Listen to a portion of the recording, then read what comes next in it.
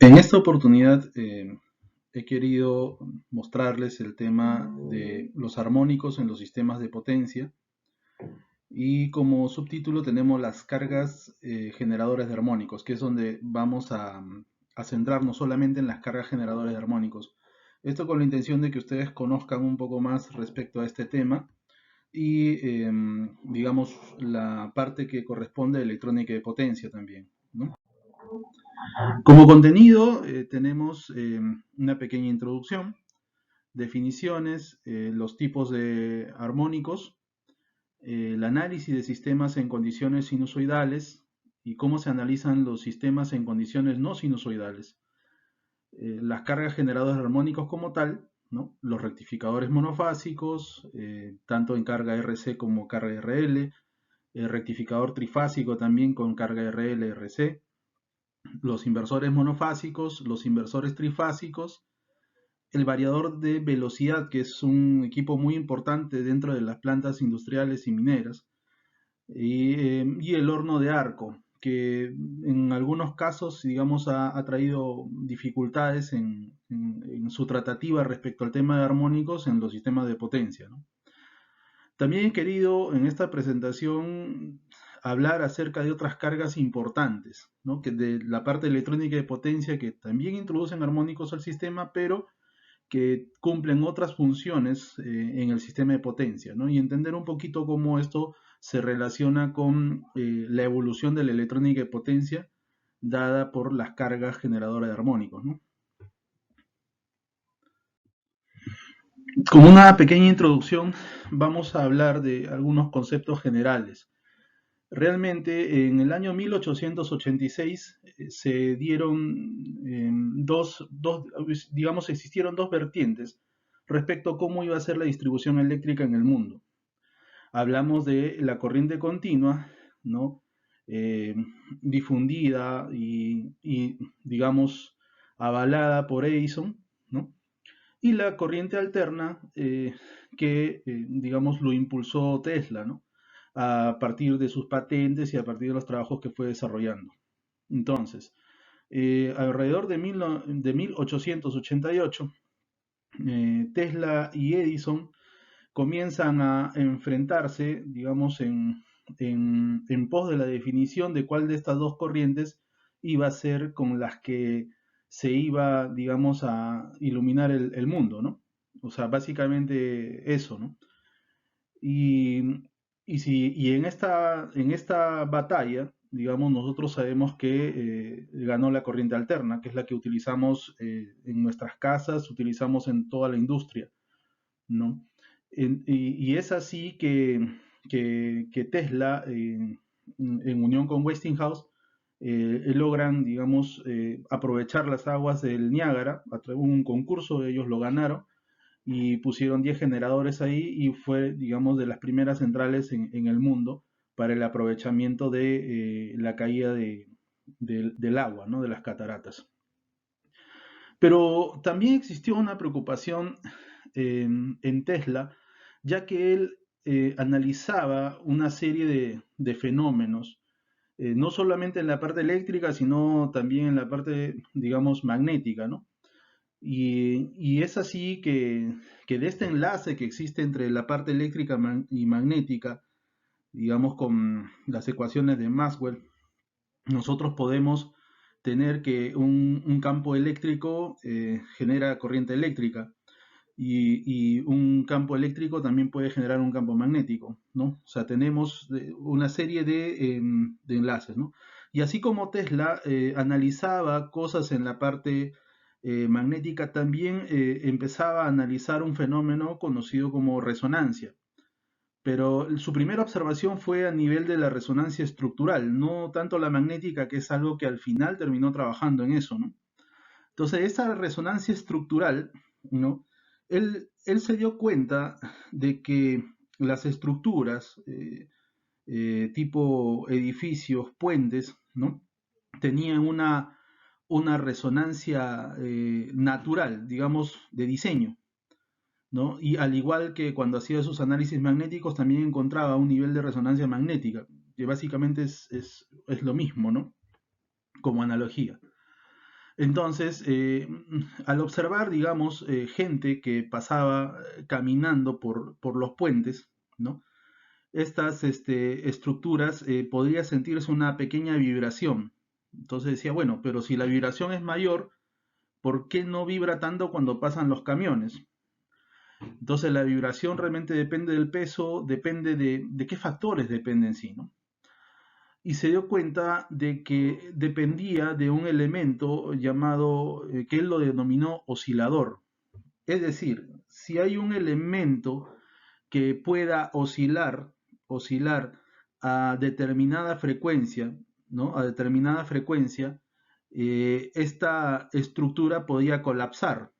Y este elemento no tendría que tener una gran masa para lograrlo, o sea, no tenía que ser tan fuerte. Es así que él, al momento de que se hacen los diseños, los primeros diseños de la parte eléctrica, una de sus preocupaciones fue la posibilidad de que exista una resonancia eléctrica en el sistema. ¿Ya? ¿Esto en función de qué? Porque los primeros sistemas de potencia eran netamente inductivos. Cuando él fabrica la máquina de cuatro polos, el motor eléctrico, él introduce, ¿no?, otros componentes para que la industria pueda funcionar, o sea, a través de máquinas eléctricas. Entonces, cuando él hace este trabajo, él se da cuenta que todo el sistema de potencia, ¿no?, era básicamente inductivo, desde la generación, los cables de alimentación, los motores que él había diseñado, entonces todo era inductivo. Entonces no había quien aporte la parte capacitiva al sistema, o sea, no había quien pueda entregar la reactiva que necesitaban las máquinas al sistema. Entonces, pero él, dado la longitud de los conductores y todo, hizo una salvedad en los escritos de los diseños, los primeros diseños de los sistemas eléctricos de potencia, donde él hablaba de que los futuros ingenieros que se iban a dedicar a esto tenían que prever una posible resonancia de frecuencia de red, o sea, en el caso de ellos a 50 Hz, ¿no? En Estados Unidos. Entonces, esta posible resonancia a frecuencia de red era una de las preocupaciones de Tesla. En todos sus cálculos era muy poco probable que esto ocurra, ¿no? Dado las características de los primeros sistemas eléctricos de potencia. Así que él no tenía el oscilador, ¿no? El oscilador. En una de las pruebas del sistema de oscilación mecánica que él había construido en un edificio, se salió de control y el edificio empezó a temblar, ¿no? A pesar de que era una pequeña masa, como le decimos, no basta que sea una gran masa, sino que coincida la frecuencia natural del movimiento de esta masa con la frecuencia natural de construcción y nosotros podemos derribar, perdón, un edificio, ¿no? Haciéndolo controlado incluso, ¿no? Entonces en la parte eléctrica tenía que existir ese oscilador, pero ese oscilador a lo largo de los años, ya cuando Tesla fallece en 1943, no logró ver esto.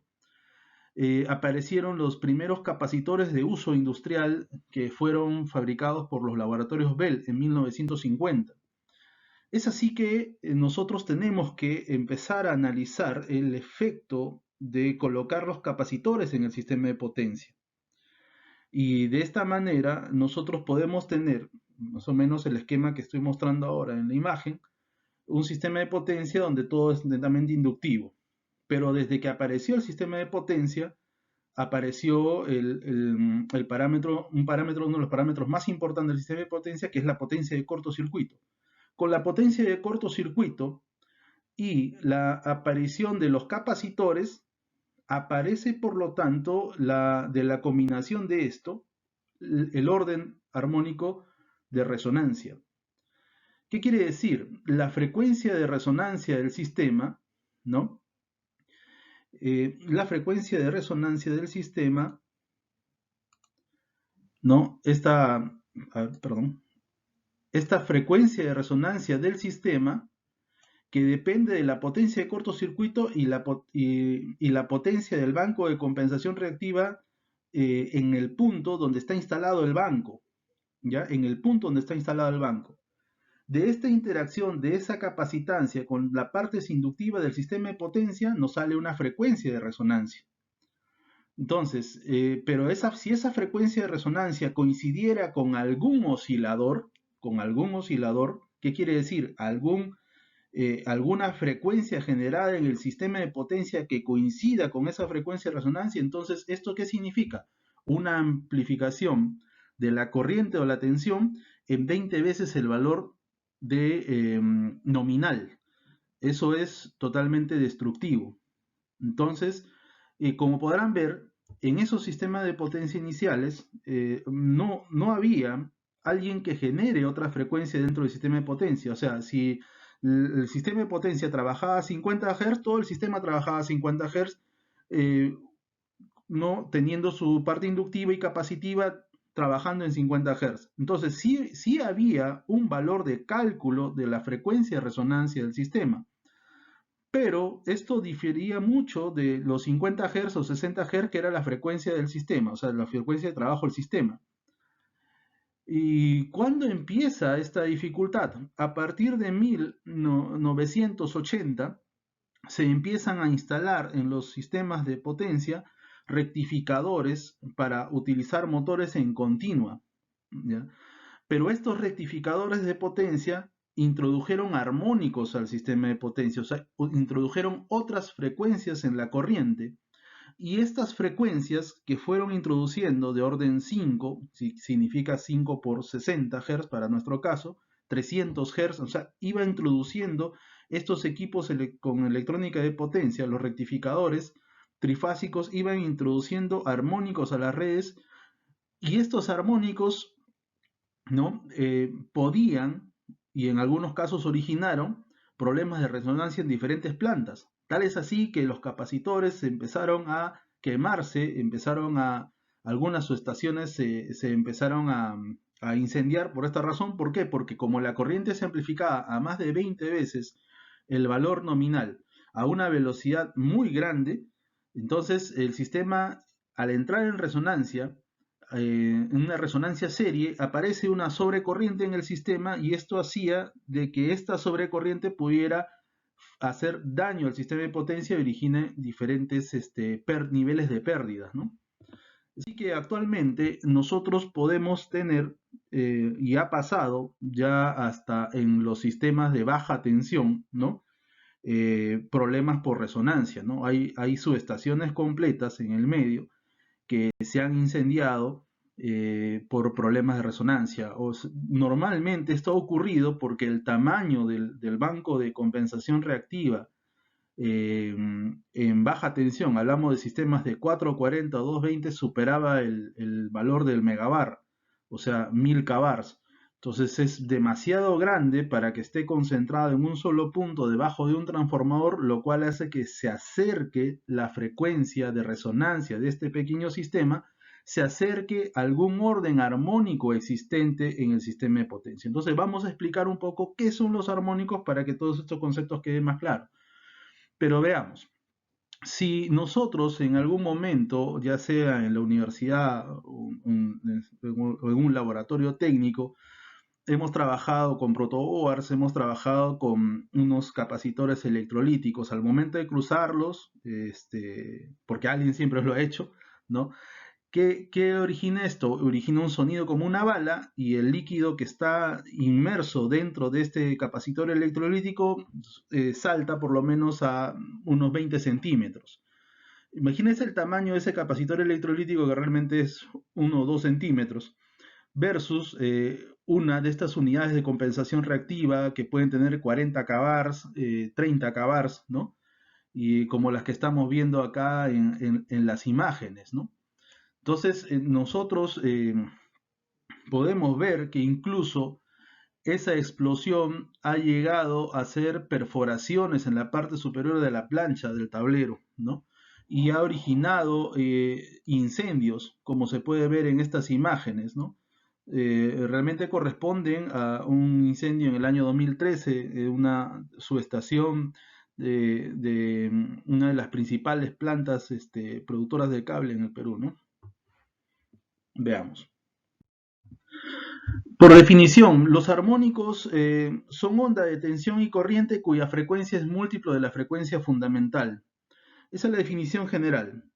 Entonces, ustedes pueden hacer estas gráficas empleando el programa GNUplot. GNUplot te permite hacer gráfica de esta naturaleza.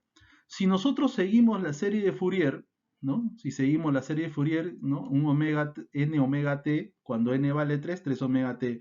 Si vamos agregando cuando n vale 5, 5 omega t, vamos a ver que la forma de onda tiende a ser cuadrada, ¿no? Al momento que nosotros vamos agregando más órdenes armónicos a una serie de Fourier, vamos a obtener formas de ondas cuadradas.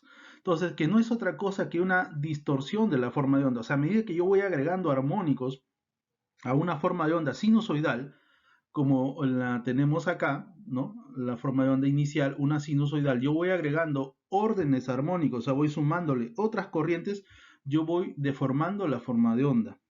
¿Estamos? Entonces voy haciendo ese trabajo. Entonces vamos a hablar de esta clasificación. Los tipos de armónicos los podemos tener según su secuencia. Según su secuencia puede ser positiva, negativa o secuencia cero, también llamado homopolar. Entonces eso depende un poco del sentido de giro que pueda ocasionar, digamos, a un motor la incidencia de estos armónicos. Fortescue, digamos, en su teoría de componentes simétricas, ¿no? Para sistemas polifásicos, nos da una idea muy, muy clara cuando empieza a trabajar con sistemas de tres fases. Entonces, es muy clara en su trabajo de lo que se puede lograr a nivel secuencia, ¿no? Digamos, todas las secuencias positivas originan un giro en un sentido. La secuencia negativa significa que el eje del motor puede girar en sentido contrario. Y la secuencia homopolar a un motor lo que hace es incrementarle la temperatura y en algunos casos hacer que el sistema vibre, pero por consecuencia del incremento de temperatura en el sistema, en este sistema de trabajo del motor, ¿no? Entonces, los órdenes armónicos, tenemos por ejemplo el orden 2. ¿Qué significa el orden 2? Si estamos trabajando a una frecuencia de 60 Hz, entonces el orden 2 sería 2 por 60, serían 120 Hz, ¿no? El orden 3 sería 180 Hz, el orden 4 sería 60 por 4, 240, el orden 5, 60 por 5, sería 300 Hz y así sucesivamente. Pero las secuencias las podemos definir como positivo, negativo y cero. Todos los múltiplos de 3 son 0. ¿Eso qué significa? Que el orden 3 va a ser de secuencia 0, el orden 6 va a ser de secuencia 0, el orden 9 va a ser de secuencia 0. ¿Y quién sigue? Positivo y luego negativo. Entonces, el orden, el orden 10, por ejemplo, es de secuencia 0, perdón, es el orden 10, tendría que fijarme cuál fue la secuencia 0 más cercana y ver qué es lo que le tocaría, ¿no? Por ejemplo, el orden 9 es múltiplo de 3, entonces es 0. El orden 10 sería positivo, el 11 es negativo, el 12 vuelve a ser 0 porque es múltiplo de 3, ¿no? Y dentro de estos armónicos también los podemos clasificar como armónicos característicos. ¿Pero qué son los armónicos característicos? Son los armónicos que vamos a encontrar normalmente en las mediciones eléctricas. O sea, cuando utilizamos un analizador de redes, podemos encontrar armónicos impares en la mayoría de casos. Entonces, esos van a ser llamados los característicos. Los no característicos son los armónicos pares, los interarmónicos y los subarmónicos. A ver, veamos una clasificación rápida de esto. Digamos, aquí tenemos los órdenes armónicos. Uh-huh. ¿Ya? Entonces, estos órdenes armónicos son los múltiplos de 60 Hz. O sea, 60 por 2, 60 por 3, 60 por 4, 60 por 5 son todos los múltiplos. 60 Hz es llamado fundamental para nosotros, ¿no? Y los subarmónicos son todos los que están debajo de 60 Hz. Y dentro de los subarmónicos, entre 25 y 30 Hz tenemos el flicker, ¿no? Pero también tenemos aquí que lo podemos clasificar como armónicos de orden par, ¿no? De orden par, como armónicos de orden impar. Ok, entonces, pero existen algunas mediciones que lo podemos tener con algunos analizadores de redes de alta precisión que nos pueden dar los órdenes, digamos, pueden presentarnos formas de onda que no cumplen la multiplicidad. O sea, que digamos, si tenemos 120, ¿no? Como segundo orden armónico, el tercero 180, un valor intermedio aparece, por ejemplo, en 160. Ese 160 que no cumple exactamente la multiplicidad se llama interarmónico. Ese es el orden interarmónico en el sistema. Entonces, esta es la clasificación completa de los tipos de armónicos en el sistema de potencia. Entonces, tenemos, por ejemplo, esto con el programa PSCAT, nosotros podemos hacer algunas simulaciones. A lo largo de esta presentación hay varias simulaciones hechas en ese programa. Cuando la tensión de red, cuando una tensión de red sinusoidal interactúa con una carga RC, ¿no? Con una carga RC, la forma de onda de tensión y corriente sufren un desfasaje, ¿no? Sufre un desfasaje y además puede variar la amplitud. Pero si esa tensión hubiese tenido armónicos dentro de sus componentes, si la tensión viniera con órdenes armónicos del componente, a pesar de que estamos aplicando en la misma carga, le estamos aplicando esta tensión armónica, podemos ver que difieren las dos formas de onda. ¿Y esto a qué se debe? A que el capacitor está amplificando los armónicos existentes. Ojo, el capacitor no es un generador de armónicos, pero sí es un elemento que amplifica los armónicos que existen en el sistema de potencia. Es por eso que los diseños de los bancos de compensación reactiva deben considerar la distorsión armónica del sistema. Ahora, para hacer el análisis del sistema en condiciones sinusoidales, ¿no? Nosotros vamos a tener aquí todo lo que básicamente hemos estudiado o lo que hemos visto cuando hemos estado estudiando esta parte técnica, que quiere decir que vamos a tener siempre un triángulo de potencia. Esto es lo que nosotros nos han enseñado, que tenemos la potencia activa, potencia reactiva y tenemos la potencia aparente. Eso es lo que nos han explicado. Entonces, ese triángulo de potencia define el factor de potencia, define las relaciones angulares y define el trabajo en un sistema ideal que no tiene armónicos. Pero cuando el sistema tiene armónicos, ya estamos hablando de hacer un análisis de condiciones no sinusoidales, que es lo siguiente vamos a ver. Cuando tenemos el análisis del sistema en condiciones no sinusoidales, tenemos dos casos.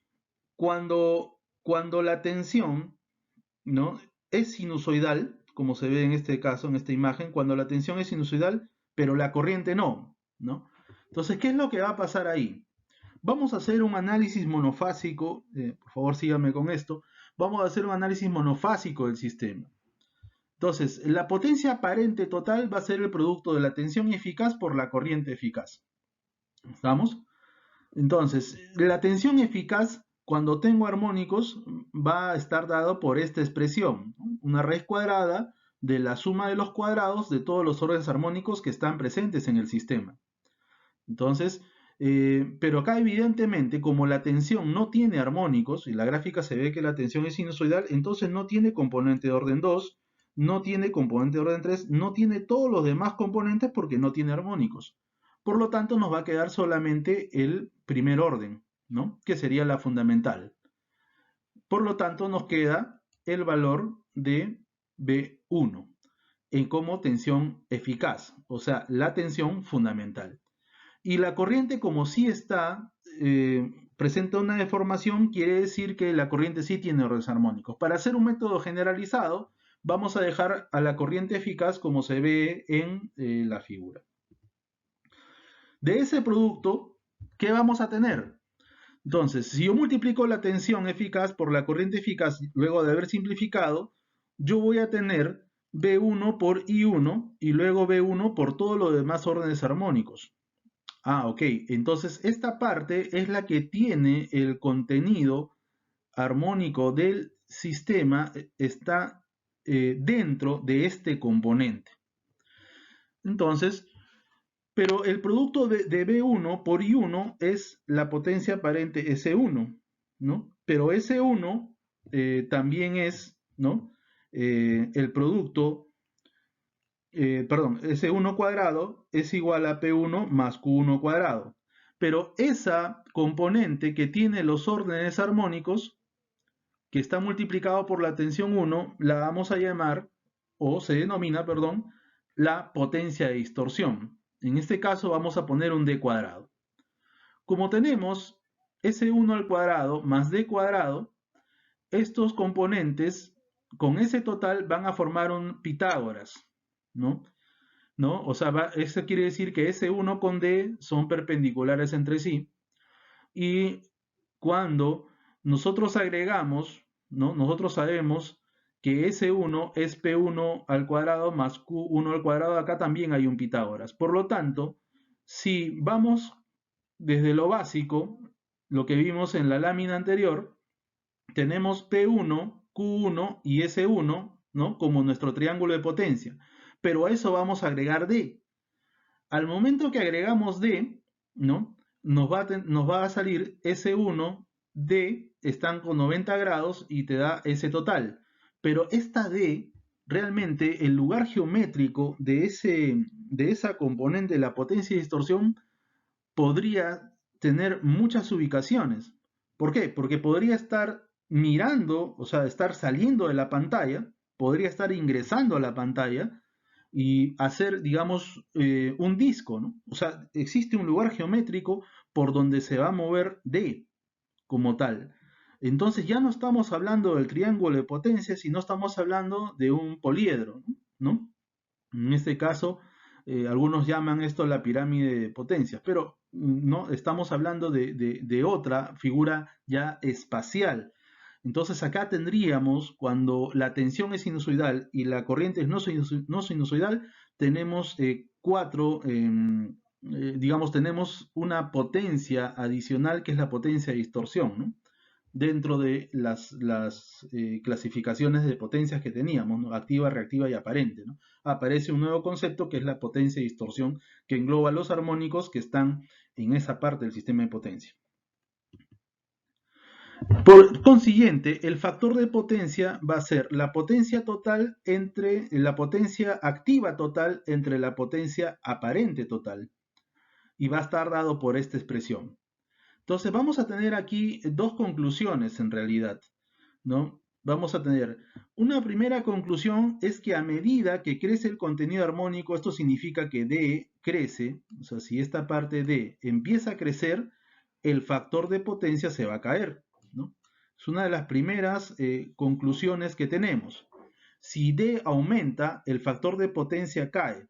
Por lo tanto, en una red, cuando una red tiene mayor contenido armónico, el factor de potencia disminuye. El ángulo entre la tensión y la corriente aumenta, ¿sí?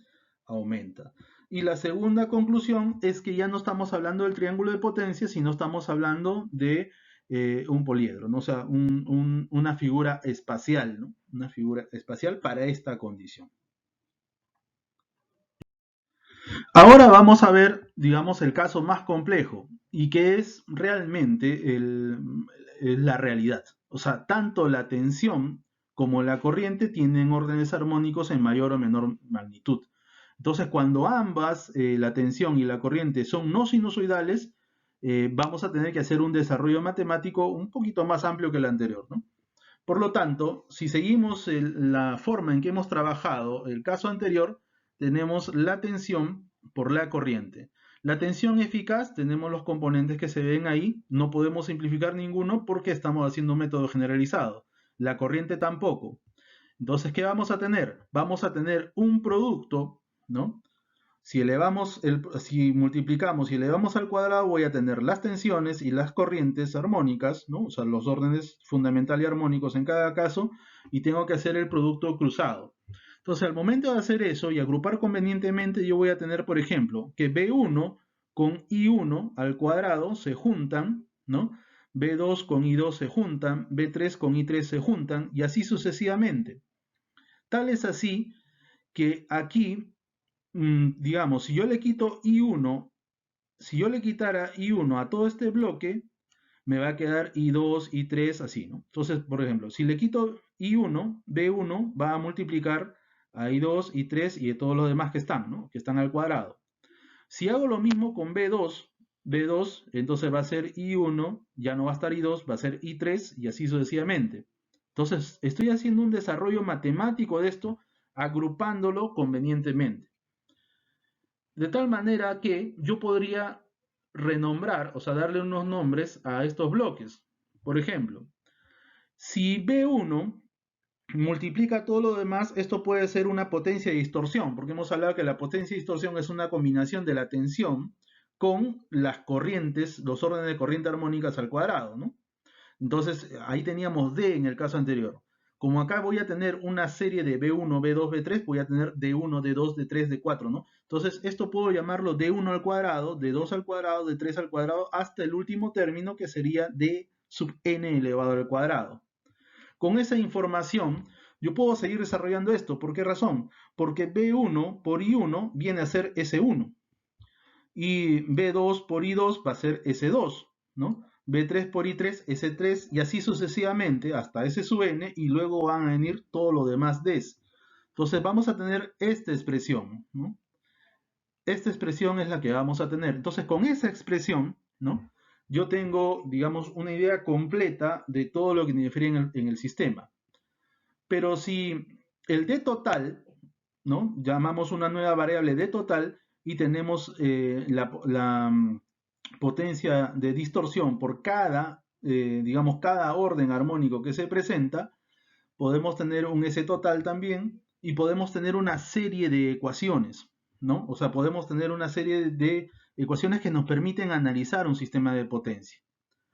Entonces, lo puedo tener disociado en P1, en Q1, ¿no? P2, Q2, pero acá va a aparecer un nuevo concepto. Bueno, el concepto de la potencia total, activa total, potencia reactiva total, que es la suma, en el caso de la potencia activa total, de la potencia activa por producida en el orden 1, de la potencia activa producida por el orden 2, la potencia activa producida por el orden 3, así sucesivamente hasta el orden n. La reactiva lo mismo. Entonces ya hablamos de diferentes conceptos. Ahora, si a esto le sumamos de que existe para los análisis la potencia activa de secuencia negativa, ¿no? Si hablamos de secuencia negativa, tenemos el orden 2, ¿no? El orden 5, el orden 8. Entonces empieza a haber una serie de definiciones de potencias. O sea, empieza a incrementar la definición de potencia. Y el factor de potencia también, que es un P total entre S total, termina siendo una ecuación mucho más amplia. Entonces, aquí es donde los diferentes artículos técnicos y la diferente literatura técnica empiezan a tomar partes de estas expresiones matemáticas para poder aplicarlas en solucionar diferentes problemas en los sistemas de potencia dependiendo de los datos que se tengan en el sistema de potencia, ¿no? Tal es así que se tienen 42 definiciones de potencia. Dentro de los artículos de la IEEE y S hay 42 definiciones de potencia, ya no son las 3 que conocíamos, ahora llegan a ser hasta 42. Dependiendo del tipo de análisis, podemos optar por emplear alguna de ellas para explicar algunos fenómenos dentro de los sistemas de potencia que dependan de los armónicos. Bien, hasta ahí. Seguimos. Ahora sí entramos a lo que son las cargas generadoras de armónicos, ¿no? Aquí podemos ver el modelamiento hecho en el programa PSCAT, ¿no? Que tenemos un espectro armónico de corriente que está dado por la medición de esta IS, ¿no? Esta IS nos arroja ese espectro, ¿no? Entonces, si observamos, este rectificador monofásico cuenta con 4 diodos, también llamados 4 pulsos. Estos 4 diodos, ¿no? Tienen una ley de formación. ¿Y cuál es esa ley de formación? armónicos igual NP más menos 1, donde N es el número de diodos y P es cualquier número natural en secuencia. ¿Esto qué quiere decir? Que en esta ecuación yo voy a reemplazar, ¿no?, el valor de N. Como tienes 4 diodos, va a ser 4P más menos 1. 4P más menos 1. Entonces, si es 4P más menos 1, eso quiere decir que si P fuera 1, acá tengo 4 más menos 1, o sea, 3 y 5, como lo que está apareciendo aquí en la parte inferior. Cuando P vale 2, yo voy a tener 4 por 2, 8, 8 más 1 y menos 1, 7 y 9. Cuando P vale 3, yo voy a tener 12, ¿no? 4 por 3, 12, más 1 y menos 1, sería 11 y 13 y así sucesivamente. De esa manera se trabaja eso. Ahora, pero hay algo más acá. Si nosotros nos damos cuenta, para una carga RC, yo voy a tener ondas punzantes, o sea, un pico hacia arriba y un pico hacia abajo por cada ciclo, ¿no? Entonces, es una característica de las cargas monofásicas de tipo carga RC. Ahora, estas cargas monofásicas RC son las más comunes dentro de los sistemas de potencia, incluso en baja tensión, también, sobre todo en baja tensión, porque son sistemas monofásicos, eh, televisores, equipos ¿no?, que tengan ingreso de rectificación, computadoras, entre otros más, nos pueden dar esas formas de onda si hacemos una medición adecuada, ¿no? Entonces, un pico hacia arriba, un pico hacia abajo. Contenido armónico, orden 3, 5, 7 y 9. Todos los impares aparecen, ¿no? Tal como está en la simulación acá en la parte superior, ¿no? Esto corresponde al 1, este corresponde al 3, este punto corresponde al 3, y así 5, 7, 9, así sucesivamente. Veamos. También tenemos los rectificadores monofásicos con carga RL. En este caso, el rectificador, ¿no?, con carga RL, nosotros también es de 4 diodos porque es un rectificador monofásico completo, ¿no? Pero aquí nos damos cuenta que la forma de onda de la corriente ha cambiado. Estos rectificadores monofásicos con carga RL no son comunes, o sea, son muy poco comunes, pero existen, ¿no? Entonces tenemos la misma ley de formación. Si se dan cuenta, aquí igual IS es la corriente a la que le estamos sacando su espectro. Y en ese espectro podemos ver también que I1, I3, I5, I7 sigue la misma ley de formación, 4P más menos 1, ¿no? Todo depende de la cantidad de diodos. O sea, en los sistemas de potencia, la generación armónica que tenga un equipo siempre depende de la etapa de rectificación. Siempre depende de la etapa de rectificación, ténganlo bien en cuenta. Entonces, dependemos del rectificador, de la cantidad de diodos que hay en el rectificador. De acuerdo a eso voy a tener una generación armónica típica, clásica, de los equipos en los sistemas de potencia. No del inversor, ojo, depende más del rectificador. Bueno, aquí tenemos las lámparas fluorescentes o las fluocompactas. Hay lámparas fluocompactas donde el tercer orden armónico puede superar a la fundamental, ¿no? En algunas lámparas fluocompactas, ¿no? Acá tenemos, por ejemplo, equipos de cómputo, un pico hacia abajo, ahora un pico hacia arriba, ¿no? Y la característica, ¿no? Orden 3, 5, 7, 9, ¿no? Y acá también podemos ver algunas imágenes de rectificador trifásico que lo vamos a ver con más detalle acá, ¿no? Entonces, rectificador trifásico. En este rectificador trifásico nosotros vamos a seguir la misma ecuación de formación de los armónicos que va a contener este sistema. Si tenemos, si es trifásico, ¿no?, de 6 diodos, o también llamado 6 pulsos, nuestra ecuación va a ser 6P más menos 1. ¿Eso qué quiere decir? Que voy a empezar, ¿no?, con 6P más menos 1. Cuando P vale 1, sería 6 por 1 más menos 1, o sea, queda 5 y 7. Cuando P vale 2, sería 6 por 2, 12, más 1 y menos 1, 11, 13. Cuando P vale 3, sería 18, más 1 y menos 1, 17 y 19. Entonces esos van a ser los armónicos que estén ahí. Ahora, todo rectificador introduce otra perturbación al sistema de potencia, que es una deformación de la forma de onda llamada notch, ¿no? Esto es típico, independientemente del nivel de tensión, todos los rectificadores introducen estos notch, ¿no? Estas muescas dentro de la forma de onda de tensión, ¿no? Que muchas veces esto se corrige, bueno, un paréntesis, empleando transformadores en la entrada. Por eso es que en los sistemas industriales y en algunos sistemas mineros, los proveedores te venden el rectificador, pero como trafo rectificador, porque con el transformador se encargan de reducir estas muescas que no sean tan profundas en la forma de onda de tensión, ¿no? Cuando tenemos el rectificador trifásico con carga RC, esto es lo más típico, ¿ya? Que tengamos una carga RC. Cuando tenemos eso, vamos a tener que la forma de onda ya no tiene un pico hacia arriba, sino ahora tiene dos picos hacia arriba y dos picos hacia abajo. ¿La forma de onda de qué? De la corriente leída. ¿Estamos? De la corriente en la entrada del rectificador. ¿Estamos? Siempre la medición de armónicos se hace a la entrada del sistema, ¿no? A la entrada del rectificador. Entonces, esta corriente de acá es la que estamos viendo aquí, ¿no? Entonces, esa es su forma de onda. Su ley de formación, 6P más menos 1, entonces sigue teniendo, ¿no? ¿No? Si fuera 12, uno antes, uno después, si fuera 6 por 3, 18, eso quiere decir que es 19, 17, 19, y así sucesivamente, ¿no? A medida que va aumentando el orden, va disminuyendo la amplitud, o sea, digamos que en este esquema, el orden 5 y el orden 7 van a ser las mayores componentes en amplitud de los armónicos que presenta este sistema rectificador. Después va a ir disminuyendo, ¿no? Después eso va a ir disminuyendo, va a ir bajando.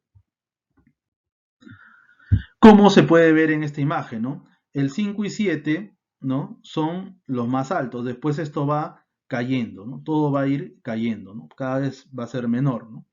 ¿No? Como estamos viendo en esta imagen, de un rectificador trifásico. El inversor. El inversor es empleado para sistemas fotovoltaicos para, digamos, poder tomar la corriente, para poder tomar la energía en continua, ¿no? Y volver alterna, o sea, es DC a C, ¿no? Entonces, en todo sistema que tenga otras posibilidades de captación, o sea, hablamos de los paneles solares, hablamos de los parques eólicos, necesitamos inversores, ¿no? Para que puedan convertir esa energía en DC en continua, ¿no? Que incluso se almacena en baterías, a llevarlo a la parte alterna, ¿no? Para eso, los inversores, dentro de esta evolución de la electrónica de potencia, tienen IGBTs, ¿no? Pueden tener YTOs o algunos otros componentes sobre los cuales nosotros podemos hacer ingresar señales, ¿no? Y normalmente se emplean modulaciones PWM, SPWM, ¿no? Para los casos de baja tensión en los inversores, cuando son trifásicos y pasamos a media tensión, es un SPWM, ¿no? O sea, empieza a variar, ¿no? O Spice Vector, ¿no? Entonces, son otras técnicas las que se van empleando, ¿no? El inversor nos permite pasar de DC, ¿no? A C, ¿no? Inversor trifásico es similar al caso anterior, ¿no? Acá nosotros podemos podemos hacer funcionar, por ejemplo, una máquina a otras frecuencias, ¿no? O sea, lo que hace el inversor trifásico, en este caso el inversor es, tenemos una componente continua, ¿no? Una tensión en DC, y esa tensión a la salida del inversor es escalonada, es una tensión escalonada que al interactuar con la máquina, el motor que tiene inductancia, se vuelve una corriente sinusoidal, ¿no? Pero con una frecuencia diferente, ¿no? O sea, una frecuencia de trabajo que puede ser 20 Hz, 30 Hz, 40 Hz. Entonces puedes variar frecuencias teniendo un control adecuado de los pulsos de disparo de los componentes del inversor. Entonces puedo tener diferentes frecuencias de salida para el trabajo, ¿no? Requerido. Por ejemplo, acá tenemos el variador de velocidad. ¿Ya? Vamos a hacerlo, esto es una parte importante, vamos a hacerlo rápidamente. En un variador de velocidad, ¿quién define el espectro armónico? La etapa de rectificación. O sea, el rectificador es el que define el espectro armónico del sistema en un variador. Es el que define qué órdenes armónicos vamos a tener, es la etapa de rectificación, ¿no? Si acá tengo 6 diodos, por ejemplo, esto es 6 pulsos. ¿Qué significa? Que voy a tener 6 por 1, 6 más menos 1, 5 y 7. 5 y 7. 6 por 2, 12, sería 11 y 13, y así sucesivamente, ¿no? Entonces, los más altos van a ser el 5 y el 7. Veamos. Si tomamos la medición en la entrada, vamos a tener una forma de onda con una corriente punzante, ¿ya? Una corriente punzante. Estamos viendo la corriente de entrada al variador, ¿no? Entonces, aquí, por ejemplo, podemos ver que tenemos el rectificador, el enlace DC, y todo este bloque de acá es nuestro inversor. Entonces, y acá en medio está el enlace DC. Entonces, ¿cómo es la forma de entrada? La forma de onda es esta. ¿Qué espectro tiene? Los más altos son el orden 5 y el orden 7. Esos son los más altos. ¿Por qué? Porque es de 6 diodos. 6 diodos, 6 pulsos. 6P más menos 1. 6 por 1, 6. Sería 6, ¿no? Sería 5 y 7. Uno antes, uno después. Eso es los más altos y después eso va disminuyendo. Pero acá también observamos otros valores. El orden 2, el orden 3, porque esto es una medición, la entrada del variador. El 11 lo vas a tener, el 13 lo vas a tener, el orden 9, por ejemplo. ¿Esto a qué se debe? Eso depende de los aspectos constructivos del variador. ¿Ya? Depende de la calidad de los componentes y depende muchas veces de la precisión de su sistema de control, ¿no? Ahora, para la parte del inversor, ¿no? La tensión en el capacitor, la tensión que ingresa en el capacitor debe ser lo más continua posible para que esto trabaje bien, para que el inversor trabaje bien. La tensión en el enlace DC no tiene que tener un rizado importante, ¿no? Un rizado bajo debe ser, ¿no? Entonces debe ser lo más continua la tensión en el enlace DC. El inversor utiliza también dos índices, índice de modulación de amplitud y el índice de modulación en frecuencia, que relacionan la señal sinusoidal y triangular con las cuales hacemos el SPWM, ¿no? Que es el control de pulsos de disparo, ¿no? Para la etapa inversora del variador, ¿no? Entonces, con esa frecuencia de salida, ¿no? Que esa frecuencia de salida, que sería el Fsen, es el objetivo de trabajo de la carga. O sea, si nosotros tenemos a la entrada aquí 60 Hz, por ejemplo, y aquí en la salida yo quiero que él trabaje a 20 Hz, entonces para eso utilizo el variador. Pero ¿quién toma los 20 Hz? El control del sistema que actúa sobre el inversor. Ahí está, ahí es donde yo tengo que programar los Hz con los que quiero trabajar la carga, que quiere decir el motor, a cuánto va a trabajar el motor en la salida. Podemos ver acá, por ejemplo, que tenemos 20 Hz, ¿no? Que tenemos una corriente de salida de 20 Hz, ¿no? La tensión en la salida del variador es una tensión escalonada. La corriente es la que se vuelve un tanto sinusoidal por la interacción de esa tensión con las bobinas del motor. Por eso es que se vuelve un tanto sinusoidal. Y evidentemente lo que hacemos es un cambio en el ancho, ¿no? O sea, la frecuencia es la parte horizontal de esta gráfica, ¿no? Versus 60 Hz hay un cambio en el desplazamiento horizontal de la forma de onda, ¿no? Y es así como se trabajan. Una vez más, el espectro armónico o la contribución armónica que tenga el variador de velocidad depende siempre de su etapa de rectificación. La influencia del inversor es muy, muy baja, independientemente de la marca, ¿no? Independientemente de la marca. Entonces, en los variadores de velocidad podemos tener los que tienen ingreso de 6 diodos, como se ve acá en la imagen. Acá hay 6 diodos, que serían 6 pulsos, y tenemos ahí el espectro armónico, y los que tienen de ingreso 12 diodos. O sea, los diodos vienen siempre en bloques de 6. Por ejemplo, acá vemos en la parte superior el de 12 pulsos y acá en la parte inferior de 12 pulsos. Entonces tengo dos bloques de 6 diodos que son unidos trabajando con un solo bloque de inversores. Entonces, si tengo 6 diodos y 6 diodos aquí, serían 12 diodos. Si son 12 diodos, la ley de formación sería 12P, ¿no? 12P más menos 1.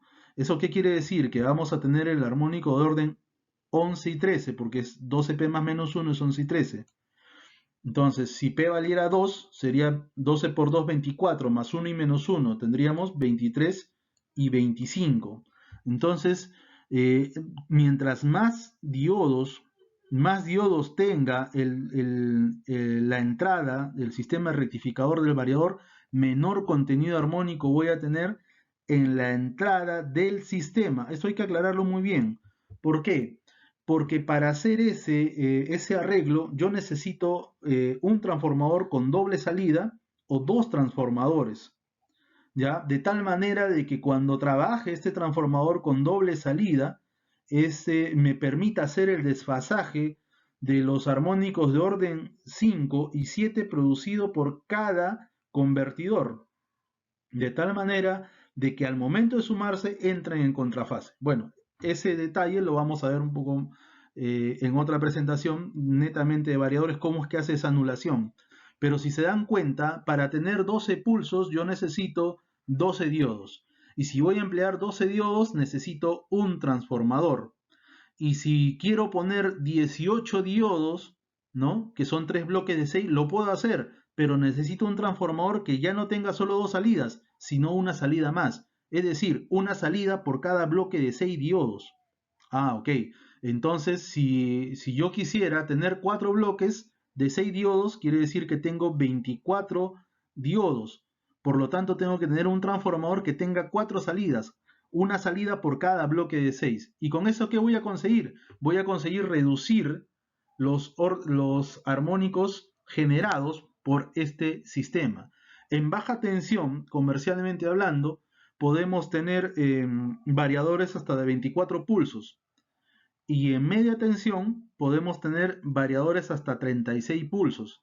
Y estos son diodos, o sea, son bloques de 6 diodos, o sea, 6 bloques de 6 diodos nos dan los 36 pulsos. Y con un transformador de múltiples salidas, un transformador especial, nosotros podemos tener eso en media tensión. Y en baja tensión hasta 24 pulsos, ¿no? Veamos. Entonces, yo puedo colocarle un transformador a la entrada del rectificador o del variador para poder reducir el contenido armónico, ¿no? Para que no sea muy pronunciada esta M que se está generando en forma de onda de corriente. Cuando utilizo dos transformadores, orden 5 y 7, entonces el orden se va, el orden 5 y 7, ¿por qué? Porque como estoy utilizando, ¿no? Estoy utilizando dos rectificadores de 6 diodos, empezamos con 12P, ¿no? 12P, o sea, 12 pulsos. Si es 12 pulsos es 12P más menos 1. O sea, yo me voy a quedar con 11 y 13, pero ven, la mejora en la forma de onda de corriente es notable. Luego, cuando yo quiero colocarle, o sea, un puente rectificador adicional, o sea, son tres puentes de diodos, de 6 diodos cada uno de ellos, entonces voy a tener acá una generación armónica que va a anularse, entre ellos se van a anular todos esos órdenes. ¿Por qué? Porque si tengo 6 diodos, por cada bloque tengo 18 diodos en total. Esos 18 diodos serían 18P más menos 1. ¿Eso qué quiere decir? Que empieza en 17, 17 y 19, ¿no? Entonces, eso nos da eh, la cantidad de diodos. Voy incrementando los diodos y por lo tanto voy reduciendo la contribución armónica del variador. Entonces el variador va a entregar menos órdenes armónicos. Por lo tanto, su forma de onda de corriente va a ser más parecida a la sinusoidal. Otra carga importante es el horno de arco.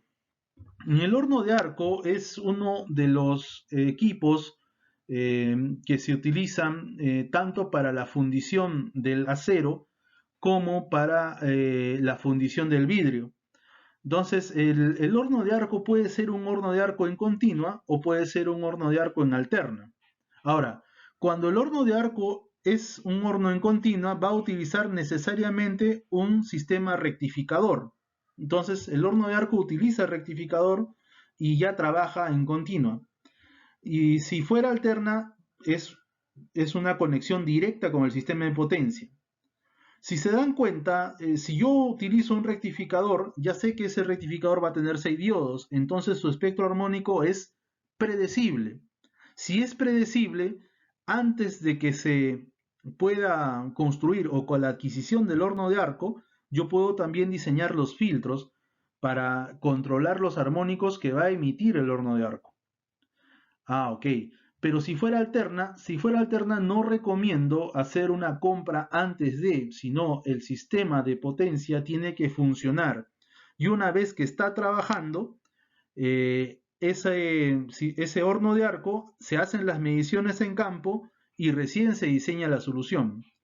¿Por qué razón? Porque he encontrado con muchos casos donde el horno de arco puede tener características similares, o sea, ser un horno de arco en alterna, pero las formas de onda de tensión se parecen, pero la forma de onda de corriente no, tal como se ve en la imagen. Por ejemplo, tenemos la forma de onda de tensión parecidas con los notch, o sea, las pequeñas muescas que se han originado, y acá tenemos la forma de onda de corriente que difiere, ¿no?, en ambos casos. Si las formas de onda difieren, eso quiere decir que los armónicos son distintos. ¿Qué pasaría si yo hubiese asumido que los armónicos, la mayor cantidad de armónicos están en los primeros órdenes y no en los últimos, como el otro caso?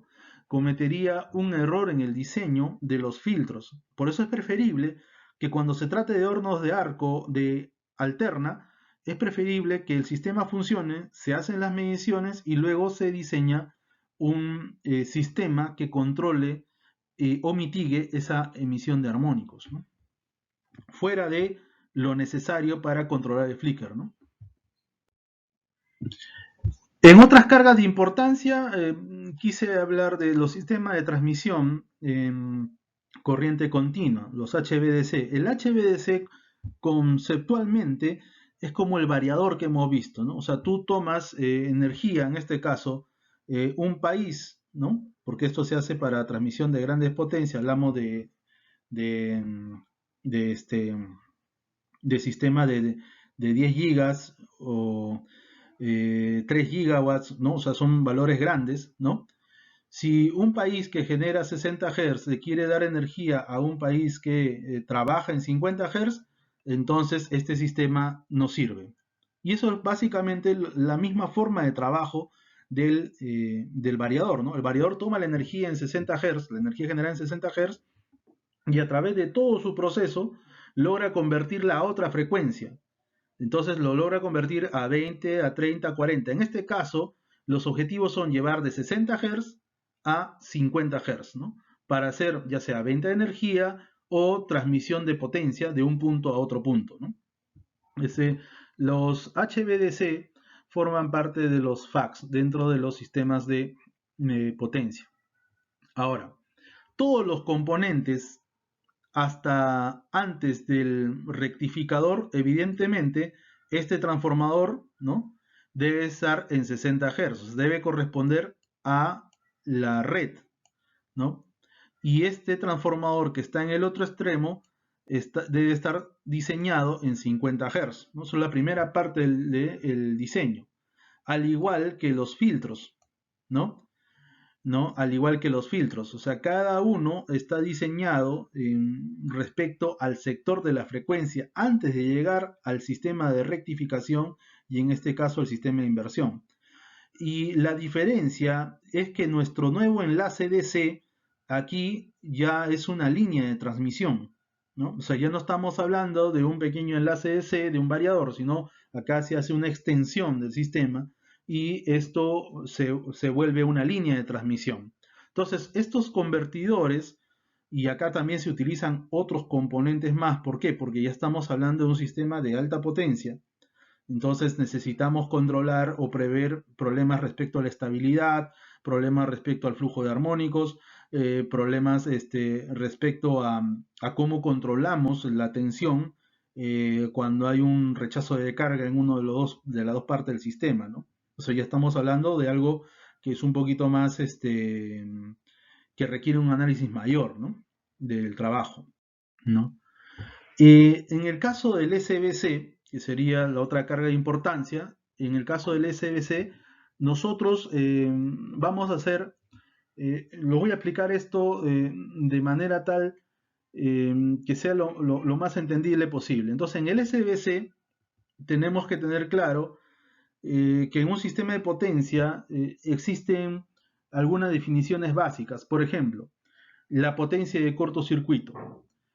Cuando un sistema tiene una potencia de cortocircuito fuerte, la tensión se recupera rápidamente. Es como dar un golpe a un boxeador, ¿no? O sea, le das un golpe fuerte y si tiene una potencia de corto, se tiene una fortaleza, aguanta el golpe y sigue trabajando normal. Pero ese tiempo de recuperación del sistema de potencia depende mucho de la potencia de cortocircuito, ¿no? Entonces, eh, si tu potencia de cortocircuito es muy baja, con un golpe te noquean, ¿no? Eso es básico, ¿no? O sea, un golpe puede hacer de que la tensión baje tanto, ¿no? Por el ingreso de la carga, que las protecciones deshabiliten el sistema y empiece a haber un caos en el sistema de potencia, ¿no? Entonces, la potencia de cortocircuito es muy importante. Define qué tan fuerte es un sistema de potencia para poder recuperarse rápidamente de la variación de carga, sobre todo de las grandes cargas del sistema de potencia, ¿no? Esas variaciones por la dinámica de trabajo del sistema de potencia, o sea, qué tan fuerte es, ¿no? Esa es una definición, ¿no? Que necesitamos para ver cómo trabaja el SBC, ¿no? Entonces, imaginemos que tenemos un sistema de potencia en anillo, ¿no? Entonces, este sistema de potencia en anillo en la gran minería eh, tiene un conjunto de cargas que va entre molinos, etcétera, etcétera, que van trabajando, la chancadora primaria, ¿no? Un bloque de cargas que van trabajando. Entonces, estas cargas están ingresando y saliendo y son cargas de gran potencia, ¿no? Son cargas de gran potencia. Entonces ahí tenemos nuestra potencia de cortocircuito y acá tenemos otro concepto. La potencia instantánea, o sea, el sistema de potencia, hay que verlo de esta manera para que se pueda comprender cómo funciona esto. El sistema de potencia trata de mantener su estado de inercia, ¿estamos? Y eso se puede analizar de forma instantánea, ¿no? Entonces, si en un instante determinado ingresa una carga de gran potencia, esa carga ¿qué nos va a pedir? Más corriente. Como la potencia es el producto de la tensión por la corriente, si aumentamos la corriente para compensar y que la potencia siga siendo la misma, en ese instante de tiempo, la tensión se va a caer. O sea que cuando ingresa un motor de gran potencia, eso va a hacer que la tensión en la barra se caiga. ¿Por qué? Porque le estoy pidiendo corriente al sistema. La corriente del sistema aumenta. Por lo tanto, la tensión se cae. ¿Para qué? Para mantener la potencia instantánea en ese punto del sistema. Ya. ¿Y qué pasa con lo inverso? ¿Qué pasa cuando en esta barra del sistema de potencia sale la carga? Si sale la carga, ¿qué ha disminuido? La corriente. Por lo tanto, la tensión se va a elevar, ¿no? La tensión se eleva. Entonces hay una consigna entre el movimiento de las cargas y las variaciones de tensión. Ahora, esas variaciones de tensión que se dan por esta dinámica de la carga, ¿de quién dependen? De la potencia de cortocircuito, de la potencia de cortocircuito. Perfecto. Entonces, si yo quisiera ayudar al sistema, pensémoslo así, ingresa una carga inductiva, ingresa el motor, la tensión se va a empezar a caer. Si lo quiero ver de forma instantánea, solamente la analicemos así, Si ingresa una carga inductiva, la tensión se cae. ¿Cómo recupero la tensión? Con capacitores. Ah, ya, perfecto. Entonces mi sistema va a tener que tener capacitores. Va a tener que tener capacitores. Si yo saco una carga, sale una carga de servicio, la tensión se va a elevar. Para que la tensión recupere, necesito colocar inductancias, reactancias inductivas, ¿no? Reactancia inductiva. Entonces, mi sistema tiene que tener una parte inductiva y una parte capacitiva. Ah, perfecto. ¿Qué es lo que más ocurre en el sistema de potencia? La necesidad de reactancias capacitivas o reactancias inductivas. Evidentemente eso hay que ver, ¿no? ¿Qué es lo que más ocurre? ¿Caída de tensión o elevación de tensión? Si son más caída de tensión, por lo tanto vamos a tener más carga capacitiva para recuperar esa caída, ¿no? Básico. Perfecto. Ahora, si yo quisiera, yo con este juego de cargas, con este juego de cargas que está en la imagen, yo puedo tratar de controlar la tensión. O sea, puedo bandearme con eso. Pero estas cargas pueden ser muy gruesas. O sea, pueden ser bloques de varios megabars. Entonces, no, de repente no puedo tener un control muy fino del sistema, de lo que necesito. Entonces, para eso, con la electrónica de potencia, nosotros podemos tener al que hace el fino. Y en este caso, son dos tiristores en antiparalelo, ¿no? Que pueden controlar ya sea un reactor o pueden controlar un capacitor. Pero esto se encarga de qué? De darme valores muy por debajo, con un control angular, me dan valores muy por debajo de la potencia nominal que es capaz de entregar la bobina o el capacitor. Ah, ya. O sea, si un sistema me pide 4.35 megabars, los 4 megas, ¿no? Megabars capacitivos, digamos, 4.35 megabars capacitivos. Los 4 megas me lo da la parte capacitiva y el 0.35 megabars me lo da, en este caso, el equipo TSC, el Tiristor Switching Capacitor, ¿no? Ese es el nombre, ¿no? TSC, ¿no? ¿No? Y puede tener un TSC o un TSR, o sea, cualquiera de los dos, puede tener los dos o puede tener uno de los dos para funcionar, no hay ningún problema en eso. Entonces, cuando quiero el fino, necesito usar electrónica de potencia y a través de los ángulos, moviendo los ángulos de disparo de estos dos tiristores en antiparalelo, yo puedo conseguir entregar potencia reactiva, ¿no? O capacitiva, ¿no? O consumir potencia reactiva inductiva del sistema, dependiendo con cuál de estos dos componentes use, ¿no? El TCR es Tiristor Control Reactor, así se llama, ¿no? Un TCR, Tiristor Control Reactor. Y el TSC es un Tiristor Switching Capacitor. Ah, ok. Entonces, ¿puedo tener uno de los dos? Sí. ¿Puedes tener los dos? Es más caro, pero sí puedes tener los dos. Pero estos elementos introducen armónicos al sistema, por lo tanto necesitaríamos filtros. Entonces, estos filtros, ¿no? Pasivos pueden ser simples o pueden ser amortiguados, como se ve en este caso, una inductancia y una resistencia en paralelo. Pueden ser simples o pueden ser amortiguados. Por ejemplo, hemos dicho que como se cae más la tensión, entonces necesito más capacitivos para recuperar. Por lo tanto, la parte capacitiva debe ser mayor que la parte inductiva. Si tengo 30 megabars inductivo y capacitivo tengo 120 megabars, ¿cuál es la denominación del SBC, del Static Bar Compensator? ¿Cuál es la denominación del SBC? El SBC está nominado como potencia por la diferencia de estos dos valores. O sea, si te hablan que un SBC tiene 90 megabars, es porque esa es la diferencia entre su parte capacitiva y su parte inductiva, ¿no? Entonces es la diferencia de los dos. Entonces con esto nosotros podemos tener una idea de cómo es que trabaja el SBC, ¿no? El fino lo hace el TCR o el TSC, ¿no? Y la parte gruesa que necesita el sistema ya lo haces con los bancos de compensación, o sea, la parte capacitiva inductiva, ¿no? Del SBC. Ujú.